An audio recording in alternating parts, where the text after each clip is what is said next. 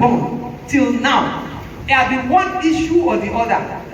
When you are young, you are the one that every housewife in the compound, they will make it just up. Atutu pololo, see sheep. It just look like they just keep on making jest of you. And he can't walk well, he can't do anything well. Every time they need to say something that is negative concerning you. Even while in school, many of us we struggle. In primary school, you are the one that will always almost the last. If you are 28 in class, your position is 27. You struggle all through that. And God help you one way or the other, you struggle through. And even that, when you have become adult, you start working. Every time, they always say you can't amount to anything. God has a plan for you. You will amount to great things in the mighty name of Jesus. The word of God says that you are fearfully and wonderfully made. That means that for all things you are very, very beautiful. You are a creation of God that God has impacted a lot in your life. So whatever word that might be coming, it is not for you. It is not for you at all. You don't have to take it. And God Almighty will change your mind in the name of Jesus. There was a man in the Bible that they said something like that. It was not even anybody. It was his own mother that started. That said that this is a son of sorrow. You can see the story in 1 Chronicles 4 verse 9 to 10. His name is Jabez. The woman gave birth to him and saw a fine boy that God gave him and said, this is a son of sorrow. And for his lifetime, the sorrow keep on following that boy until he made U-turn. And God turned his life around. Whatever thing, whatever evil label that might have been placed upon you, upon your family member, upon your lineage, God Almighty is tearing it off today in the name of Jesus. Peradventure, you have even managed to get your work. You have started working. And when you start working, God has a good plan for you. According to Deuteronomy 28 verse 12. Deuteronomy 28 12. That says, the Lord shall open unto thee his good treasure, the heaven, to give the rain unto thy land in his season, and to bless all the work of thy hand. And thou shalt lend unto many nations, and thou shalt not borrow. That is the word of God for you and I, that he will bless the work of our hand.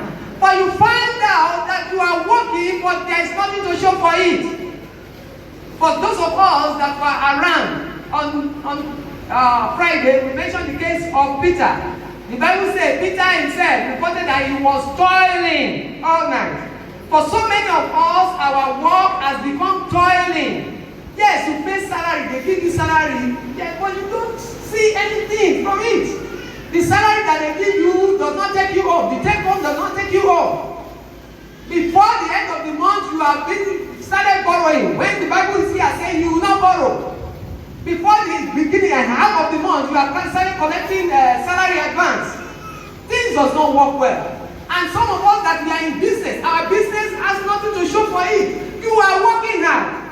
You are the one that to get to market, you are the last to leave the market, you are the one that make a lot of advertisement, you can canvas a lot. The money is still not coming. It's not the promise of God for you and I. And sometimes you even see the money. But there are so many thinking holes that is taking it away. So many liquors that is taken away, apart from the one that you yourself will give. But you see how some people, they will people here, they will steal here, things will go wrong here, things will go. Those are not the things that God has for you. And God Almighty will change it. In the mighty name of Jesus. Now let's quickly apply the healing balm that Elisha prophesied. And the first one is that you need to have a new cruise.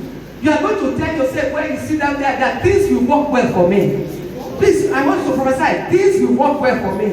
Going forward, my life will take a good turnaround. Oh, I will make it in life. I will not be a debtor. Everything concerning me, God has the power to change it. You need to have that as your mindset, and God will do it for you and I in the mighty name of Jesus. You can see there that Elisha did not just go and do magic. No, he didn't do magic. He asked them to go and bring salt. You yourself, you need to go and bring salt into your life. You have to put salt of hard work into your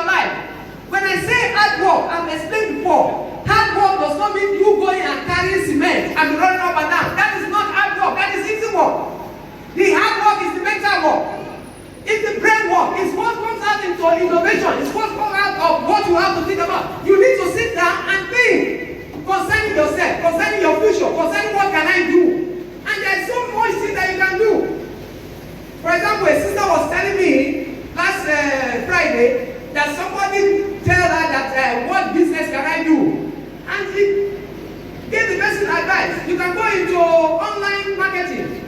And many of us, we are good with our phone. The only thing that we use it for is to check WhatsApp. After you check WhatsApp, you send Facebook. Which place are you checking in the book?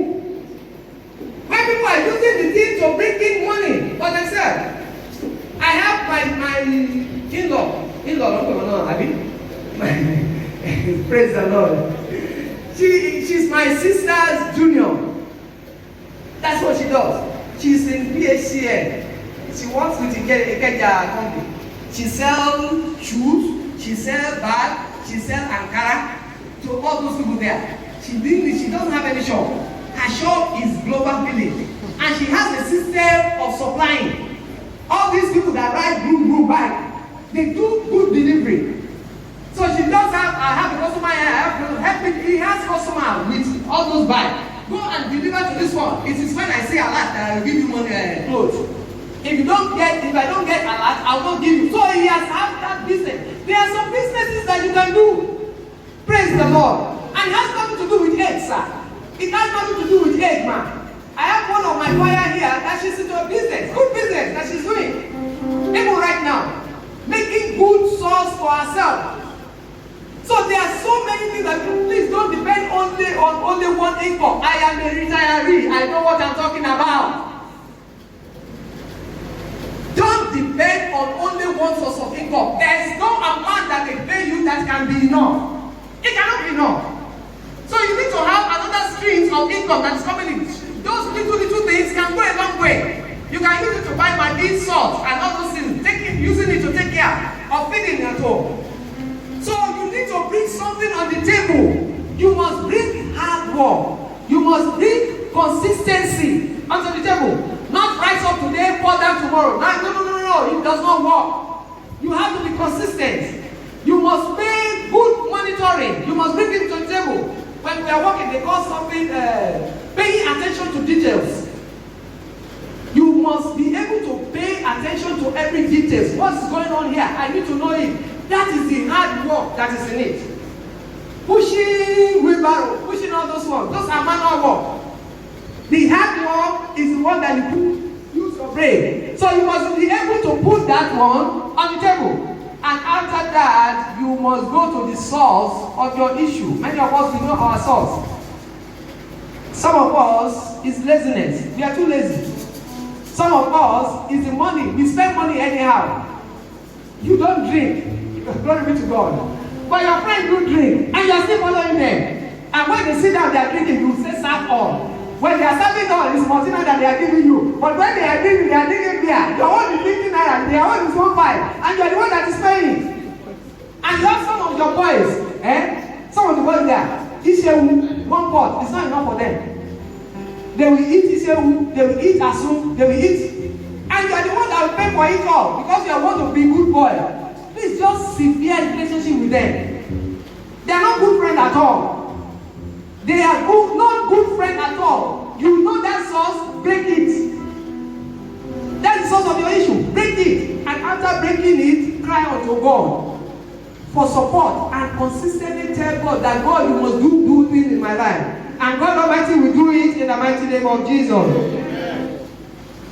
Are we doing well with time? Praise the Lord. Another area that I want to mention briefly, before the last one, is the issue of marriage. Marriage is very, very good. And according to Proverbs 18:22, it said, whoso findeth a wife findeth a good thing and obtained favor of the Lord. And in the book of Ecclesiastes, it says that two are better than one. Because when the two of them sleep together, the heat will make them to be able to, and they say when one falls, the other one will be able to lift it up. Two are better than one. And even in the book of Genesis, it said that God see that it is not good for man to be alone. That's why he made Eve for him. So marriage is a very good thing. And according to what we have read, if you find a wife, you find a good thing. That means that you should enjoy it.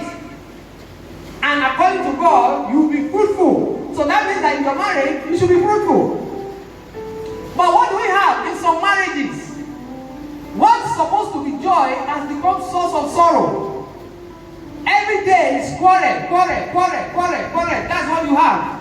Every day is one issue or the other that you have. Every day is, I don't like what you say, I don't like what you say, and you have become cat and dog in the house. That does not work. Praise the Lord. Praise the Lord. Every marriage that is sick, God will heal them in the name of Jesus. Because you need to understand what sickness means. Anything that is not working the way God designed it to work, the thing is sick. So if your marriage is not working the way God designed it to work, then that marriage is sick. And it's only God that can heal. And God will heal it totally in the name of Jesus. Now, if you want to apply this principle of Elisha into our marriage, how can we do that? The first thing is that you need to find a new cruise. Have a change of mind. Your wife is a good person. Your husband is a good man. Before you meet this person was good. So if it's bad now, you are the one that introduced that bad thing into the person's life. I believe we get that. Before you meet the person is good because he's a good boy as far as the mother is concerned. As far as your wife is concerned, the father sees her as a good girl. And that day that you people are marrying, when you are still cutting yourself, you have been boasting that my girl na the best girl in town. So the best girl should remain best if you don't introduce something bad. So you should have that mindset that I'll marry a good man. Yes, maybe some things might have crept in now and there, but my husband is still good. Please tell yourself, my husband is still good. Tell your, I'm not hearing some voices, and you know today is Mother's Day. Praise the Lord. Sister, say my husband is still good. Say it again, my husband is a good man. And all our brothers, say my wife is a good woman. My wife is a good woman. Praise the Lord. Our home shall experience the sweetness of God in the name of Jesus. So you need to believe that this person is good. That's the first thing.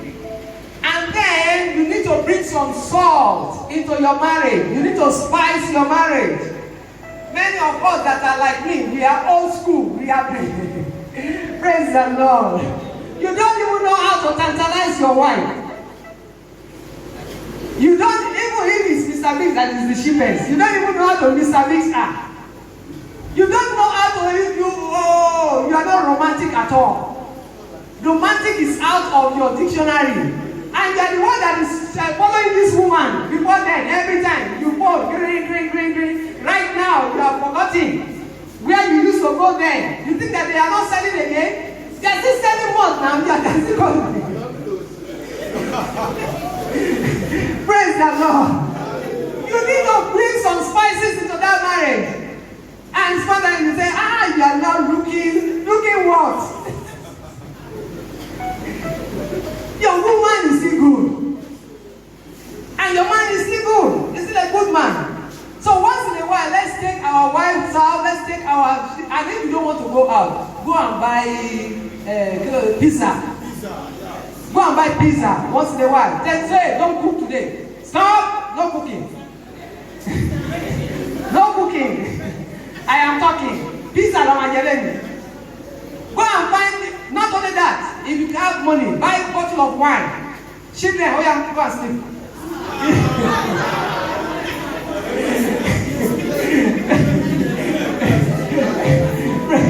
Praise the Lord. It's between me and my wife. No, I don't want any disturbance. Go and sleep. Yes. Myself and my wife alone. Just sit down in the parlor there. Be watching. If you see what that your wife will have to watch, be watching.